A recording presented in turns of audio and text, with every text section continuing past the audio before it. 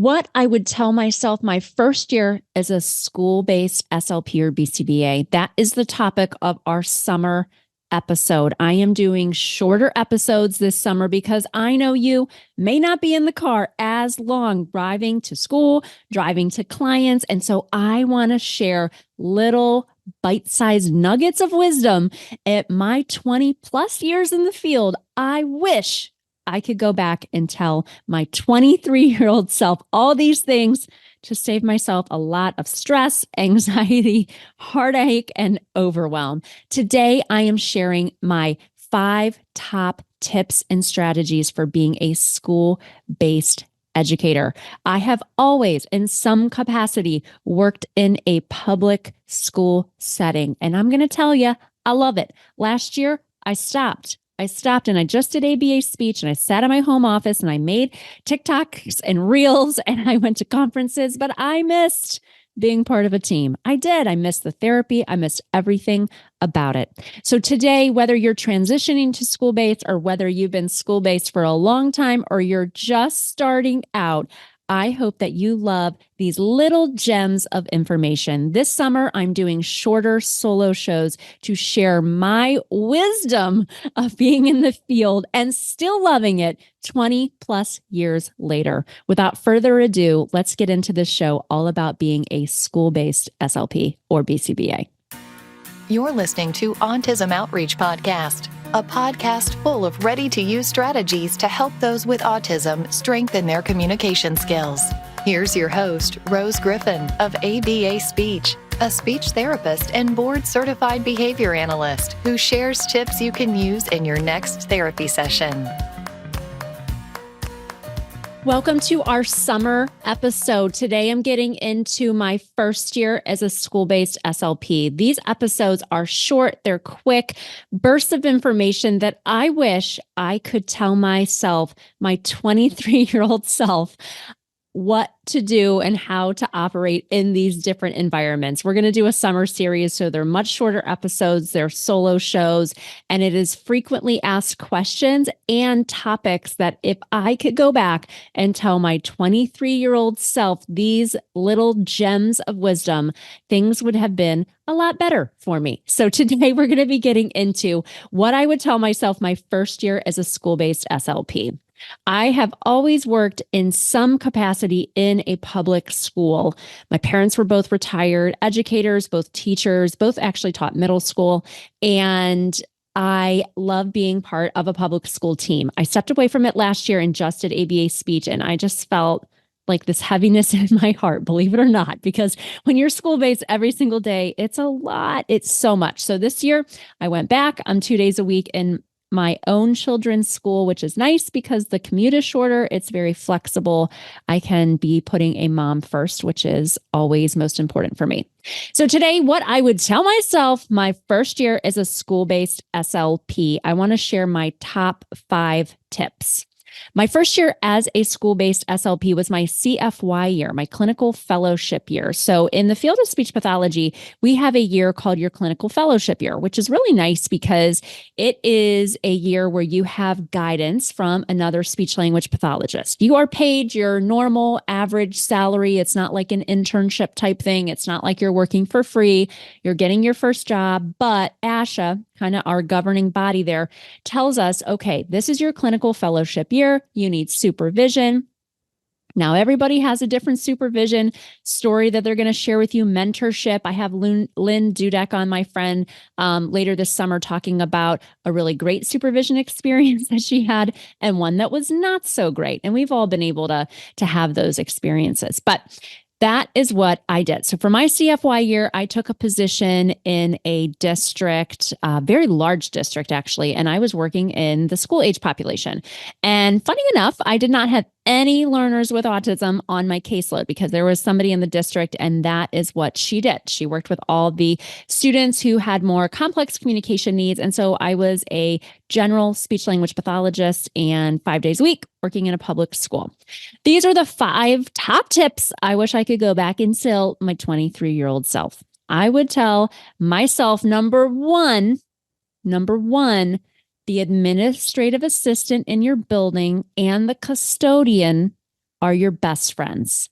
Make nice with these people. I know when I was first in the field, I was kind of timid. I was nice to our administrative assistant, but I remember going over to like the middle school. I was only there like a half a day, and the administrative assistant never knew who I was. Every single week, it was like Groundhog Day. Hi, I'm Rose Griffin. I'm here to different name then. I'm here to see students for speech therapy. I have to sign in.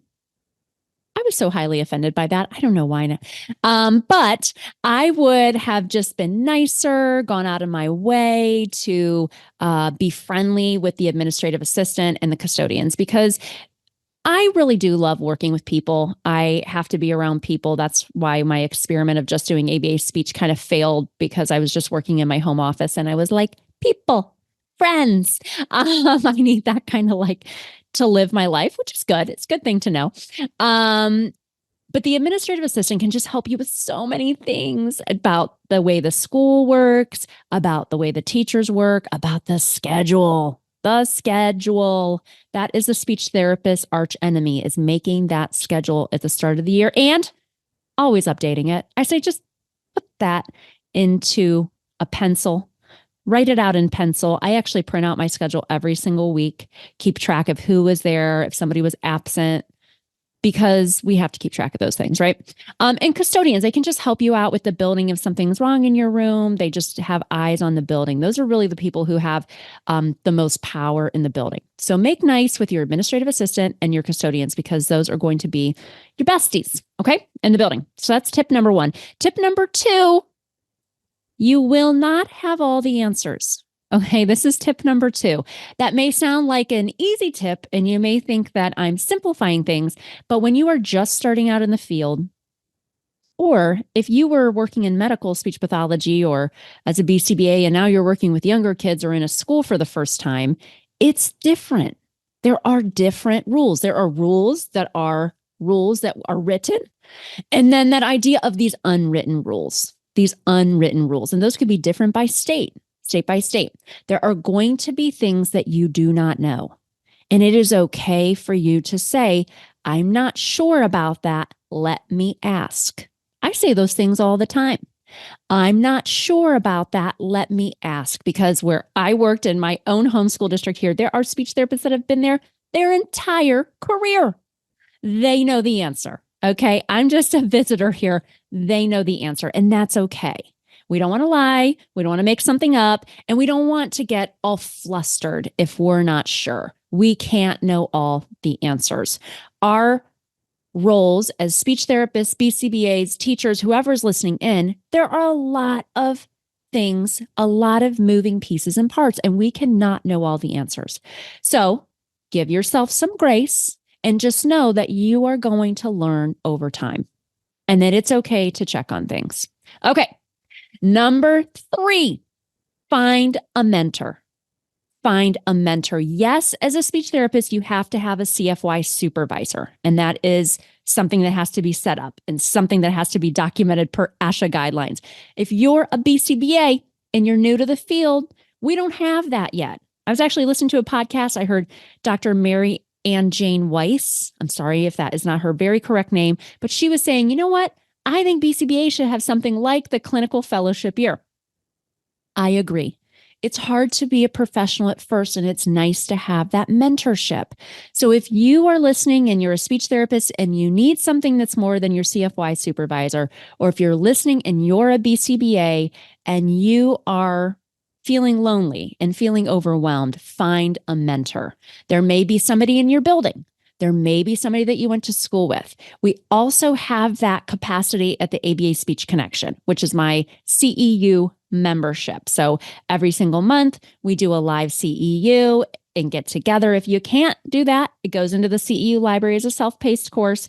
During the traditional kind of school year, because my brain thinks in a calendar year, we do journal studies as well, which is nice because that's a smaller group. We have our cameras on, we're chit-chatting, and we go deep on the research. We're getting into more intermediate and advanced topics, but it does have this nice community of learning, which I just love. I'm always so energized by that. Sometimes when I log on, I'm tired. I'm not going to lie, right? I've worked all day or been with my kids or done ABA speech stuff.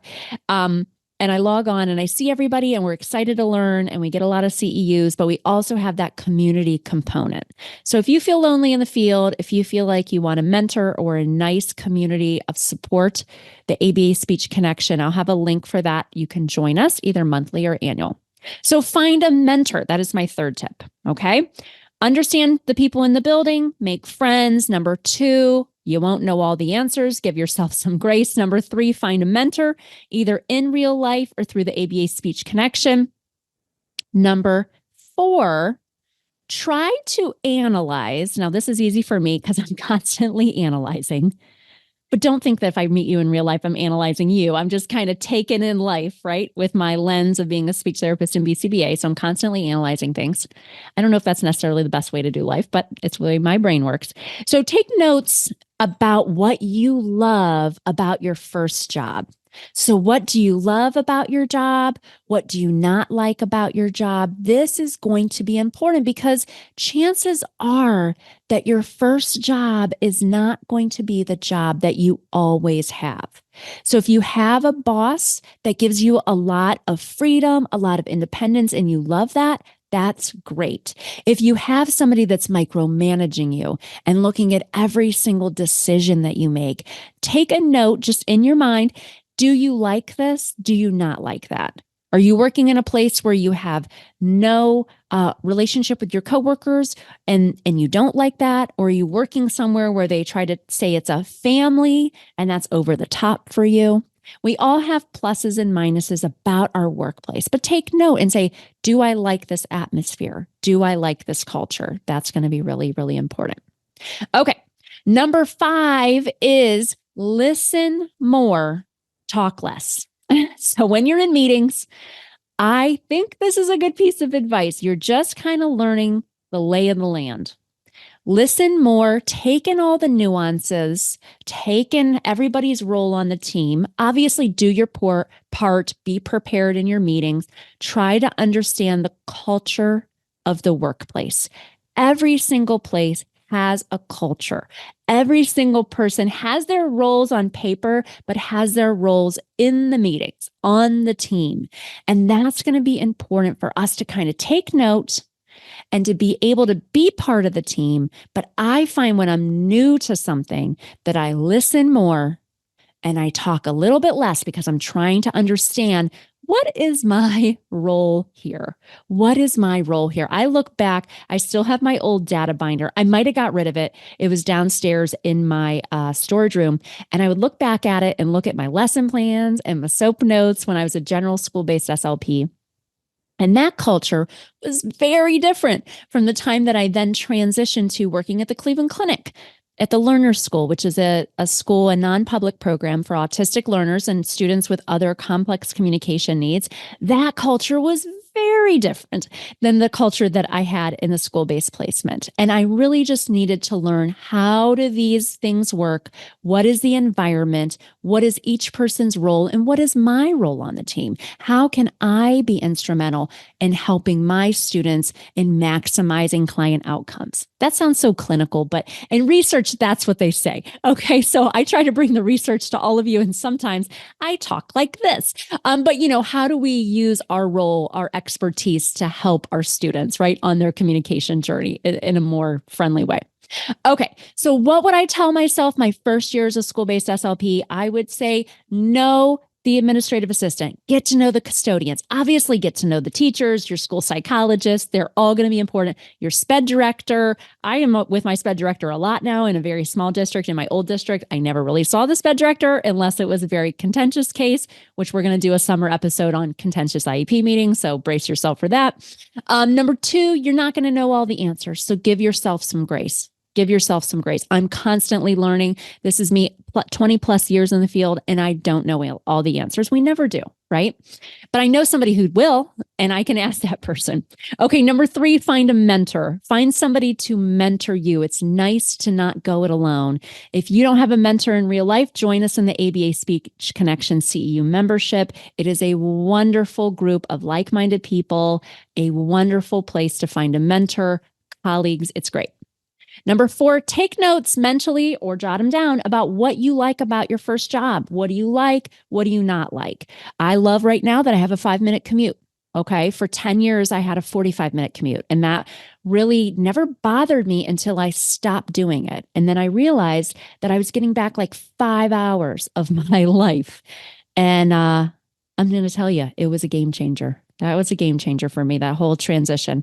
I should do a podcast episode on that, and I probably will. And then number 5 is to listen more. Listen more in those meetings. Talk a little bit less. Take your notes. Try to understand the culture and what your role is and how you can make an impact. If you're working in the schools, whether you're a speech therapist, a BCBA or teacher, parapro, RBT, and you love this episode, make sure that you leave me a review on Apple Podcasts. That lets me know that you are enjoying the show and lets other people know that we are talking about important things over here. If you still have questions about school-based speech therapy, BCBA, make sure that you hit me up over on Instagram, ABA Speech by Rose. My DMs, my direct messages are open, and I am here to support you. Until next time, see you soon. Thanks for listening to Autism Outreach. If you enjoyed the show today, make sure to subscribe so you don't miss an episode full of actionable strategies you can use in your therapy room. Write a review too. That would mean so much to me. I always love hearing from you. Have a specific topic that you want included on a future show? Reach out over on Instagram, ABA Speech by Rose, or visit me at www.abaspeech.org.